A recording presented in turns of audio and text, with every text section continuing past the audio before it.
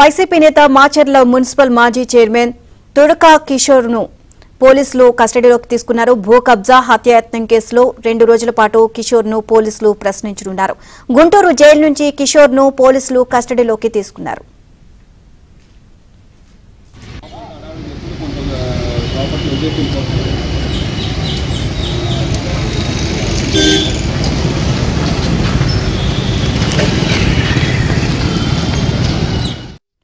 Overall ఇదే అంశానికి సంబంధించి మరిన్ని అప్డేట్స్ మా కరెస్పాండెంట్ సాంశివరావు నాయుడు తెలుసుకుందాం. సాంశివరావు, పల్నాడు జిల్లా మాచర్ల మాజీ మున్సిపల్ చైర్మన్ గా పనిచేసిన తురకా కిషోర్ ను మాచర్ల పోలీసులు ఒక అదుపులో తీసుకున్నారు. ప్రస్తుతం ఆయన గుంటూరు జిల్లా జైల్లో రిమాండ్ ఖైదీగా ఉన్నారు. మాచర్లకు చెందిన చల్లా శివకుమార్ అతని కుటుంబ సభ్యులపై హత్యా ప్రయత్నం కేసులో అరెస్ట్ అయ్యి గుంటూరు జిల్లా జైల్లో రిమాండ్ ఖైదీగా ఉన్న తురకా కిషోర్ ను కస్టడీ విచారణ కోరుతూ పోలీసులు వేసిన పిటిషన్ పై కూడా మాచర్ల కోర్టు 2 రోజుల పాటు కస్టడీ విచారణకు అనుమతించింది. ఈ రోజు ఉదయం 9 గంటల నుంచి రేపు సాయంత్రం 6 గంటల వరకు కూడా తురకా కిషోర్ ను విచారించుకునేందుకు కోర్టు పోలీసులకి అనుమతించిన నేపథ్యంలో కొద్దిసేపటి క్రితమే మాచర్ల పోలీసులు గుంటూరు జిల్లా జైలు వద్దకు వచ్చి తురకా కిషోర్ ను అదుపులో తీసుకొని వెళ్లారు. ఈ రోజు రేపు తురకా కిషోర్ ని విచారించిన తర్వాత రేపు సాయంత్రం తిరిగి గుంటూరు జిల్లా జైల్లో కూడా హాజరుపరుస్తున్నారు. అయితే ఇప్పటికే పలు కేసుల్లో అరెస్ట్ అయ్యి జైలు జీవితం అనుభవిస్తున్న తురకా